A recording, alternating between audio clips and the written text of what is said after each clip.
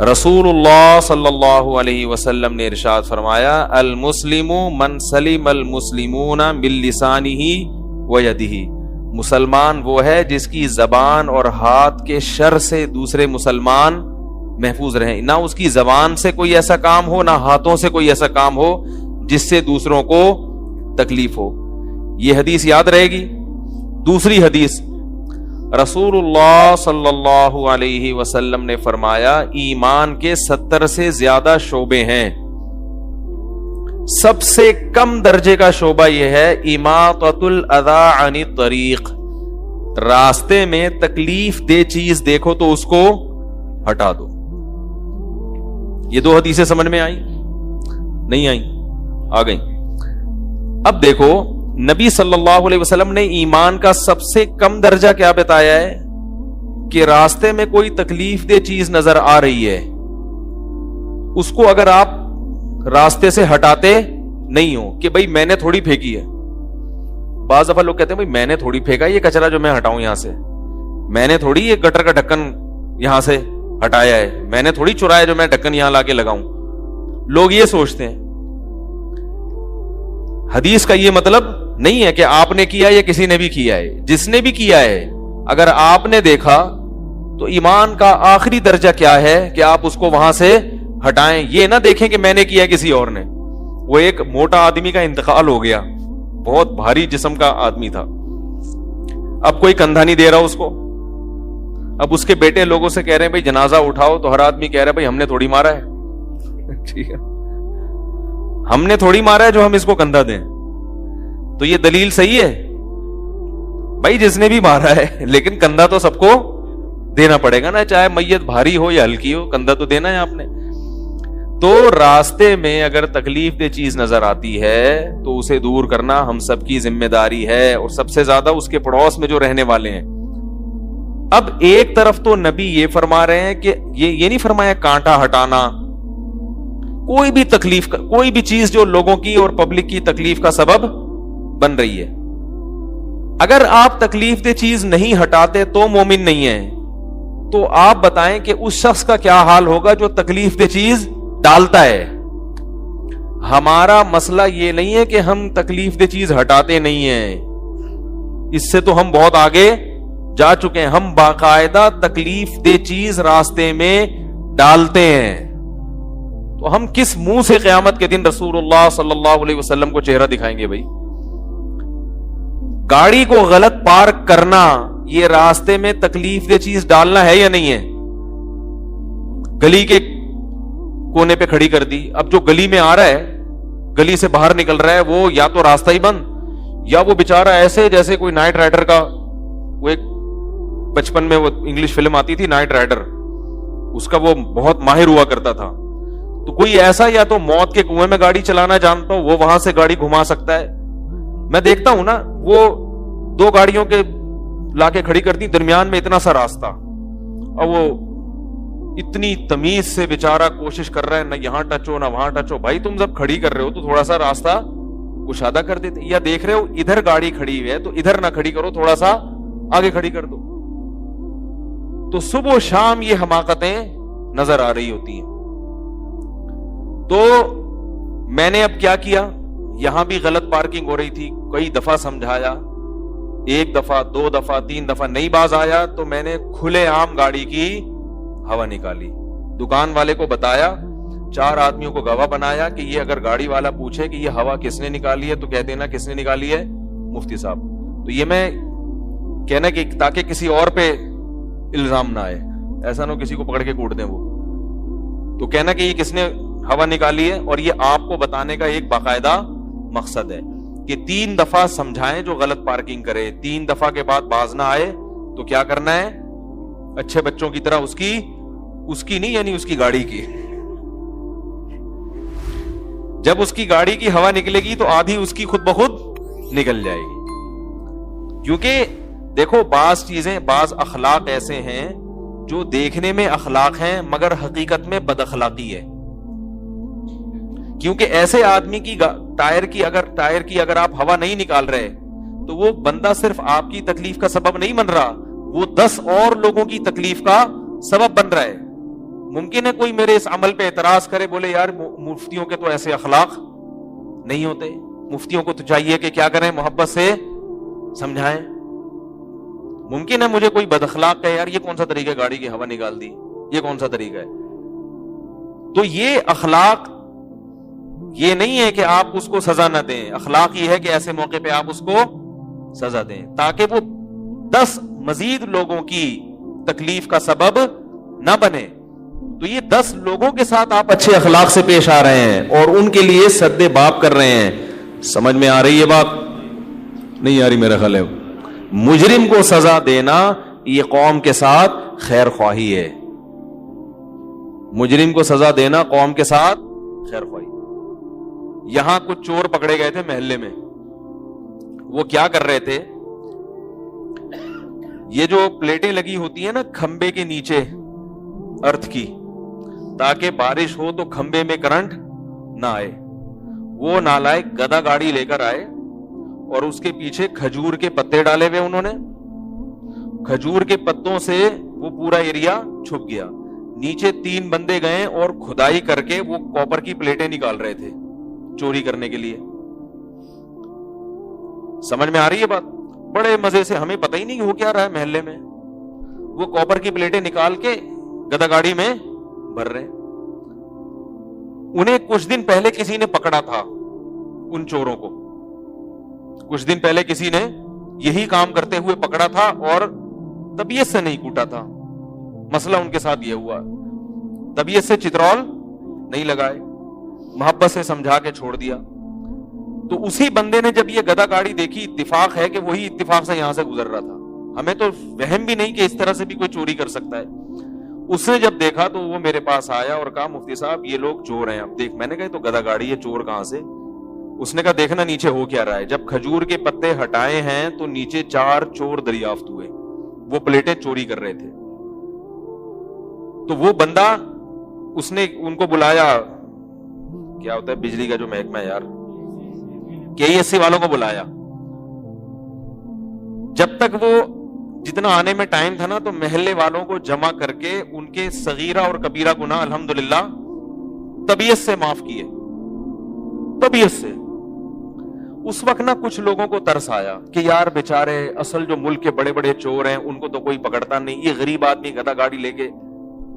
میں نے کہا اس کو چھوڑو, پہلے اس قسم کے لوگوں کو کیا لگاؤ, میں نے کہا وہ چھوڑ دو, یہ چھوٹے درجے کا چور ہے. یہ جو سوچ رکھنے والے لوگ ہیں نا, ان کے چترول پہلے لگنے چاہیے, اس لیے کہ آپ اس پہ ترس کھا رہے ہو جو لوگوں کی زندگیوں سے کھیل رہا ہے. بھائی تو نے چوری کرنا ہے, مسجد سے چپل چرا لے تو وہ بھی غلط ہے کہ شروع نہ ہو جائے. لیکن آپ چند ٹکوں کی خاطر لوگوں کی زندگی سے کھیل رہے ہو, اور کرنٹ لگے گا کسی کو, بارشیں ہوتی ہیں, کھمبے میں کرنٹ آ گیا, کوئی بچہ مر گیا, اس کی گھر میں کیا حال ہو جاتا ہے لوگوں کا.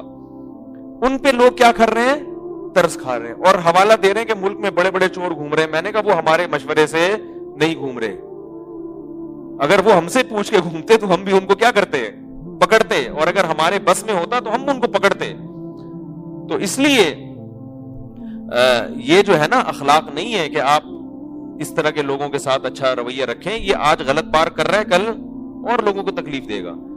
ایک اور چھوٹا سا واقعہ سنا کے بس میں آگے چلتا ہوں, بیان شروع کرتا ہوں. گلستان جوہر میں ایک دفعہ میں کھڑا ہوا ہوں, تو گاڑی جب میں نے پارک کی ہے, میں جب نکلا, ریکارڈنگ وغیرہ تھی درس قرآن کی, باہر نکلا تو ایک صاحب میری گاڑی کے بالکل پیچھے گاڑی پارک کر کے, یعنی مین روڈ پہ کہیں چلے گئے. اب مجھے غصہ آیا کہ کہیں گاڑی نکالنے کی جگہ ہی نہیں ہے. تو میں نے دیکھا کہ ایک بوڑھا آدمی اپنی بیوی کے ساتھ, وہ بھی بیچاری بوڑھی خاتون, اس نے کہا میں آدھے گھنٹے سے اس شخص کو تلاش کر رہا ہوں دھوپ میں, پوری مارکیٹ چھان ماری ہے, یہ پتا نہیں کہاں گیا. آدھے گھنٹے سے, آپ سوچو کیا گزرتی ہے انسان کے بوڑھے آدمی کے اوپر. کہہ رہے میں نے اپنی گاڑی نکالنی ہے اور آدھے گھنٹے سے میں اس شخص کو تلاش کر رہا ہوں, یہ مجھے نہیں ملا. میں نے کہا آپ کے پاس کوئی چاقو ہو یا کوئی مسئلہ ہو تو آپ کیا کریں, ٹائر میں مار دیں. میں نے کہا میں مفتی ہوں, فتوا دے رہا ہوں, آپ کے لیے کیا یہ جائز ہے. لیکن مسئلہ یہ تھا کہ وہ اگر کرتا ہے تو پھر تو اور ہی نکلنے کی جگہ ختم ہو جاتی. تو ایسے لوگوں کے ساتھ یہی ہونا چاہیے. وہ بس کھڑی کر کے چلے گئے کہ پتہ نہیں یار جب آئے گا تو دیکھیں گے. تو یہ نبی صلی اللہ علیہ وسلم نے فرمایا کہ راستے سے تکلیف دہ چیز نظر آئے تو کیا کرو, اس کو ہٹاؤ. اور ہم کیا کر رہے ہیں, راستے میں تکلیف دہ چیز کھڑی کر رہے ہیں. یہ بہت اہتمام اس کا ضروری ہے. اور رسول اللہ صلی اللہ علیہ وسلم نے یہ بھی فرمایا کہ مسلمان وہ ہے جس کی زبان اور ہاتھ سے دوسرے مسلمان محفوظ رہیں. اس حدیث کا بھی ایک غلط مطلب ہے اور ایک صحیح مطلب. اس کا غلط مطلب یہ ہے کہ لوگ یہ سمجھتے ہیں کہ ہم کوئی ایسا عمل نہ کریں جس سے دوسرے کو تکلیف ہو. بات آ رہی ہے سمجھ میں؟ یعنی ہم نیت نہ کریں, خود سے ہو جائے تو بھائی وہ تو خود سے ہو گیا نا. ہم نے تو ارادہ یہی کیا تھا کہ تکلیف, یعنی ہم نے باقاعدہ تکلیف دینے کا ارادہ نہیں کیا, یہ غلطی سے ہو گیا ہے, ہمارا ارادہ نہیں تھا. حکیم الامہ حضرت مولانا اشرف علی تھانوی رحمہ اللہ تعالی نے فرمایا کہ اس حدیث کا یہ مطلب نہیں ہے. حدیث کا مطلب یہ ہے کہ ایک اردو کی گاڑی, اردو ہے ذرا اصطلاحی لفظ ہے, پھر میں اس کی آسان زبان میں سمجھاؤں گا. فرمایا عدم قصد ایذا یہ کافی نہیں ہے, قصد عدم ایذا ضروری ہے. یعنی آپ کا عمل ایسا ہو جس سے دوسروں کو تکلیف ہو.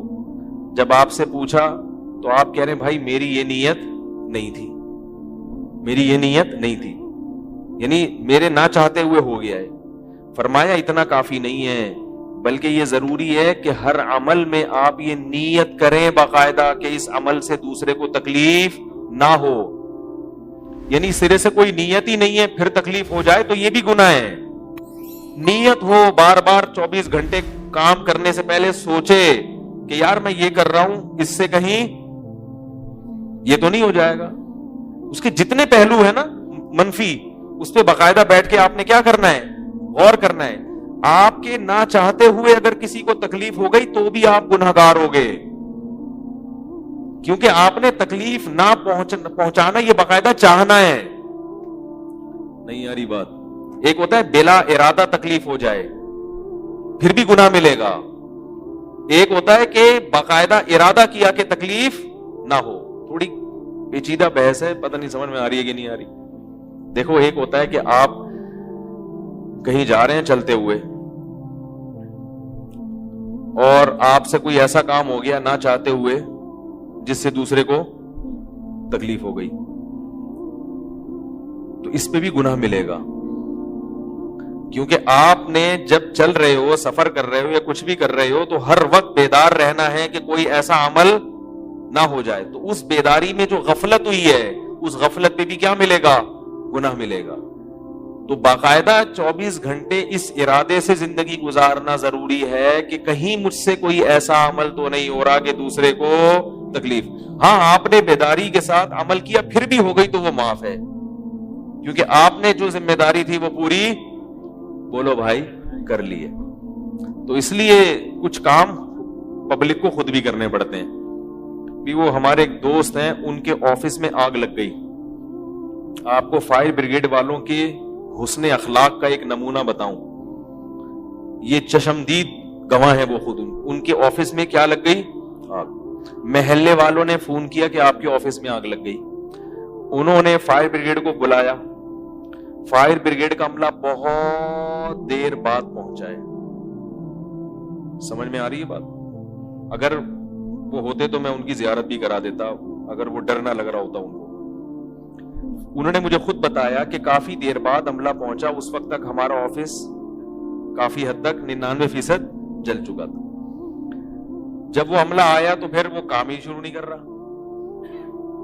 ہم نے کہا بھائی شروع کرو کام. پھر کہتے ہیں مجھے سائٹ پہ لے گیا, اس نے بتایا کہ ہماری کوشش یہ ہوتی ہے کہ جب کسی بلڈنگ میں آگ لگے تو ایک مخبر ہم بھیجتے ہیں, وہ ہمیں بتاتا ہے کہ ابھی جل رہی ہے, ابھی پوری بلڈنگ جلی نہیں ہے.